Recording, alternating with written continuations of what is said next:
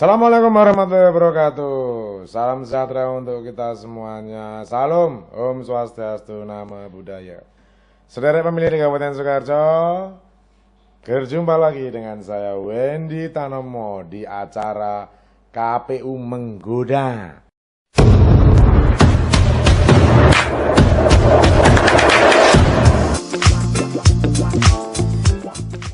Mengobrolkan Pilkada serentak 2024. Hari ini kita akan menggoda salah satu komisioner KPU Kabupaten Sukoharjo Divisi Hukum Pengawasan yang masih jomblo, ganteng, dan eksotis tentunya. Hari ini kita kedatangan Mas Isyadi. Selamat sehat Mas Isyadi? Alhamdulillah sehat Pak Murwendi Tanomo. Capek-capek pegel gitu enggak? Ya, itu tidak dirasakan meskipun tidak iya. dirasakan. Oke. Demi KPU Menggoda itu harus Menggoda. semangat. Semangat ya? Ya, Oke. betul.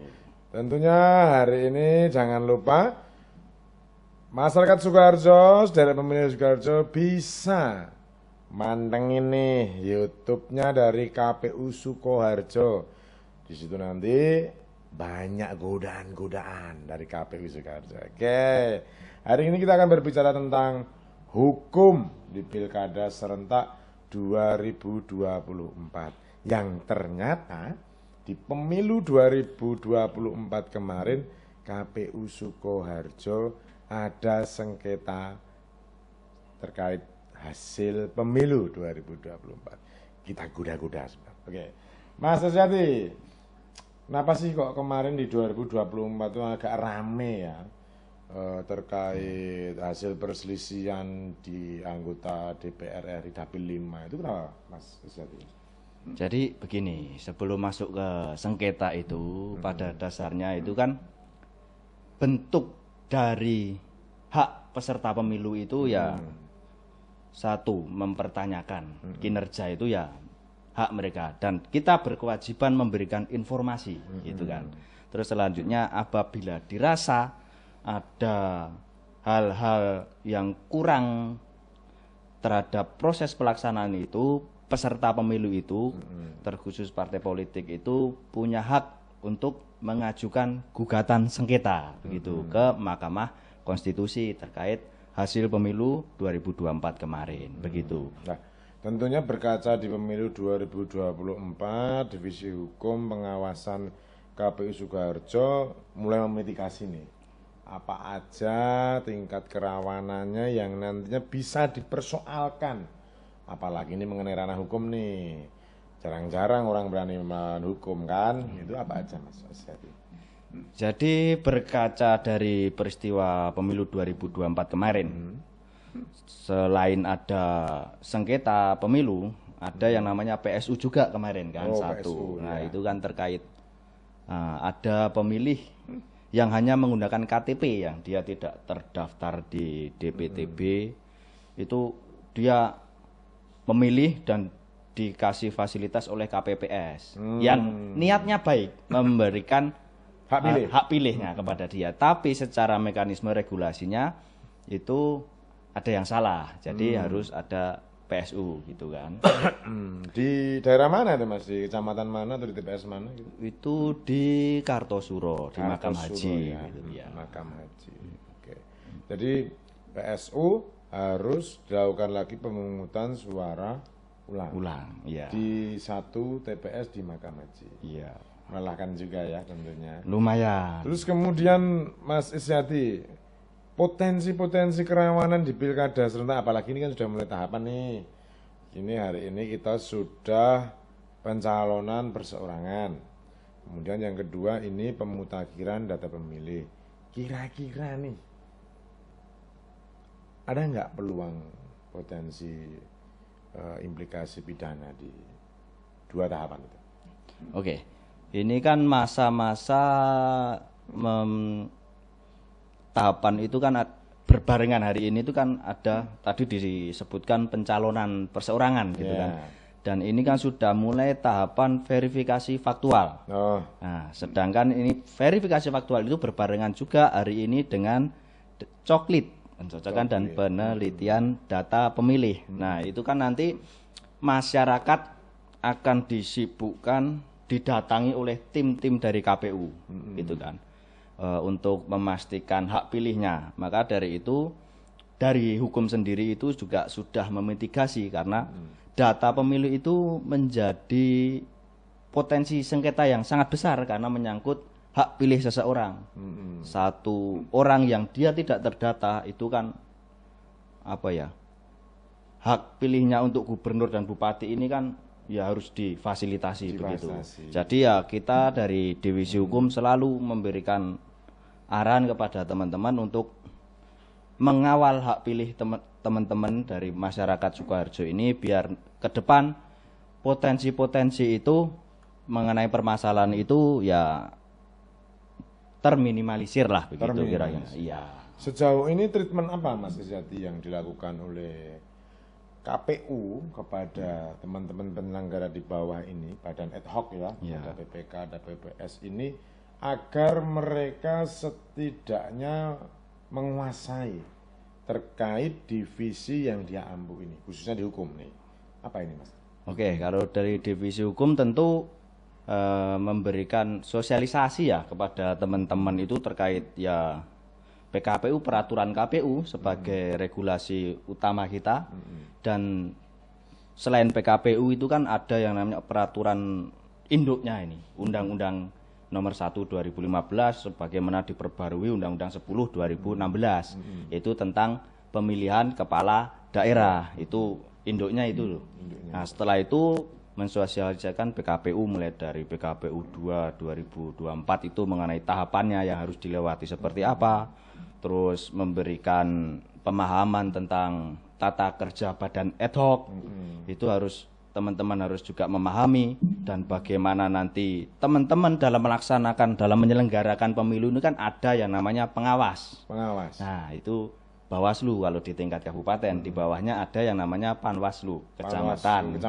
Ya. Nah, itu nanti kan mereka teman-teman ini termasuk kita ini akan diawasi, mungkin akan ada himbauan, ada saran perbaikan mengenai kinerja teman-teman hari ini di pengelolaan data pemilih. Nah, itu harus segera diberi pemahaman kepada teman-teman hingga nanti biar surat-surat atau masukan-masukan dari Bawaslu itu bisa diselesaikan dengan baik begitu. Oke. Ini untuk badan ad hoc. Lah, masyarakat nih sebagai yang menjadi objek kepentingan dari pemilu ini. Treatment apa Mas untuk nantinya itu masyarakat juga dia hanya tidak sebagai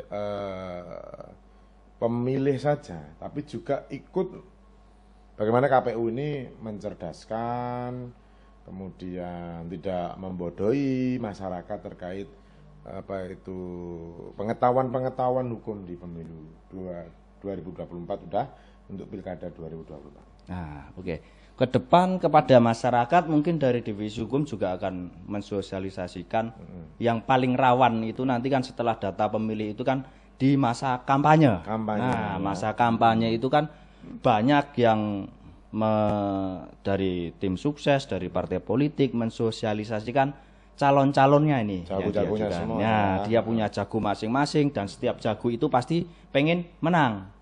Nah, untuk menghindari menghalalkan segala cara biar menang itu harus diberikan pemahaman mengenai regulasi bagaimana ke depan kampanye begitu. Termasuk bagaimana nanti pemasangan baliho biar tidak mengganggu jalan, tidak mengganggu masyarakat. Bagaimana nanti kampanye sosialisasi kepada masyarakat biar ada salah satu calon yang bersosialisasi itu juga tidak berbenturan dengan calon yang lain. Jadi kita memfasilitasi dan masyarakat juga pengetahuan kepada calon-calonnya itu paham juga dengan memahamkan regulasi kepada teman-teman begitu. Bicara terkait kampanye nih, kampanye itu kan salah satu cara orang untuk meyakinkan bahwasanya calon yang diusung ini memang layak untuk menang. Alat peraga kampanye nih pasti tentunya nanti akan menjadi jamur, akan menjadi sebuah sampah visual ketika itu nanti sudah tahapan kampanye itu berlalu. Ini terkait larangan-larangannya khususnya di Kabupaten Sukoharjo nih ya. Itu terkait pencopotannya itu ranahnya KPU atau ranah siapa Mas? Kalau di regulasi yang akan dijalankan untuk pilkada besok itu. Oke. Jadi begini, untuk kampanye itu kan KPU memberikan regulasi kan gitu kan. Dalam memberikan regulasi itu ada pelaksana regulasi kita dan peserta pemilu ini. Termasuk partai politik dan calon kepala daerah. Nah, dalam pelaksanaan pengawasan menjalankan peraturan itu ada yang namanya Bawaslu untuk bagaimana nanti mengawasi mulai dari kampanye, mulai dari alat peraga kampanye. Nah, tadi kan dijelaskan oleh Pak Wendy mengenai alat peraga kampanye itu kan banyak, mulai dari brosur, mulai dari baliho, mulai dari stiker dan sebagainya itu biar di lingkungan kita juga bersih, aman, tapi demokrasi juga berjalan, maka pengawasan pengaturan itu harus juga diperketat dan kita juga harus selalu mensosialisasikan aturan itu biar teman-teman dalam memasang baliho mengiklankan atau mensosialisasikan calonnya itu juga baik dan benar begitu biar nanti pelaksanaan pilkada ini aman dan damai begitu. Damai ya. Ya. Esensinya semacam itu. Mas Isyadi, ini berarti kan besok itu akan kita hadapi itu adalah pilkada serentak. Tentu tingkat kerawanannya berbeda dengan pemilu ya kan. Nah, potensi-potensi yang rawan itu di tahapan apa aja tuh Mas? Untuk besok itu. Kalau kemarin itu kan pilihannya banyak sekali ya. Nah, ini untuk pilkada nanti kan ada gubernur dan wakil gubernur Jateng. Yang kedua bupati dan wakil bupati Sukoharjo gitu kan. Jadi kalau potensi kerawanan itu sebenarnya ya kita sudah melakukan pemetaan lah ya. Cuma melihat dari Kabupaten Sukoharjo sendiri ini kan masyarakatnya yang sopan, santun. Itu untuk kerawanan terhadap kerusuhan itu kayaknya kemungkinannya tidak ada lah melihat masyarakat Sukoharjo ini kan luar biasa, sopan, luar biasa, baik. Nah, untuk memilih pemimpin itu mereka pasti juga dalam menggunakan hak pilihnya itu memperhitungkan kandidat itu baik, kandidat itu cerdas. Jadi ya mudah-mudahan dengan kondisi masyarakat yang seperti itu potensi dalam hal sosial ini tidak begitu besar lah itu. Tapi untuk potensi gugatan hukum, untuk potensi laporan itu selalu ada dari masyarakat sendiri karena kan dia berhak masyarakat itu kan dan kita harus melayani masyarakat. Oke. Jadi kuncinya itu adalah penyadaran hukum di ad hoc dengan sosialisasi dan koordinasi, sedangkan di masyarakat adalah dengan sosialisasi begitu ya kurang lebih. Jadi tentunya ini adalah sosialisasi itu menjadi peran kunci salah satu suksesnya Pilkada serentak 2024. Mas Isyadi ini untuk pertanyaan terakhir nih. Di Sukoharjo besok otomatis akan ada pemilihan bupati dan wakil bupati baru. Di tanggal 27 November 2024. Yakin nggak nanti persoalan hukum ini benar-benar tidak ada? Karena kalau dalam mengacu regulasi di undang-undang itu kan banyak kerana pidananya, administrasinya kan dikit gitu ya kan. Itu bisa nggak nanti KPU Sukoharjo ini memang tidak ada persoalan yang berarti seperti itu? Ya, melihat dari Badan Ad hoc sendiri ya tadi dijelaskan di PPK, di PPS. Selama menjalankan instruksi perintah dari KPU itu untuk pidana itu sangat-sangat tipis lah ya. Jadi selama kita selalu mensosialisasikan regulasi, selama mengawasi teman-teman sebagai hukum dan pengawasan tadi di divisi di KPU itu ya bentuk pengawasannya untuk mencegah pemidanaan bagi penyelenggara pemilu itu bisa diantisipasi dengan selalu memberikan saran, masukan, sosialisasi regulasi kepada teman-teman biar semua permasalahan hukum itu ya bisa diminimalisir begitu. Ya. Oke, tentunya cukup Mas Isyadi. Terima kasih sekali sudah meluangkan waktunya di acara KPU Menggoda. Sederek pemilih Kabupaten Sukoharjo, tentunya jangan lupa ikuti channel YouTube KPU Sukoharjo dengan subscribe, like, share, dan komen agar nantinya kita lebih bersemangat mengedukasi tentang demokrasi di Kabupaten Sukoharjo. Kita bertemu lagi di acara KPU Menggoda. Kita akan menggoda semuanya yang kaitannya dengan demokrasi. Kita goda-goda dan biar bisa menggoda. Saya Bedi Taromo, assalamualaikum warahmatullahi wabarakatuh.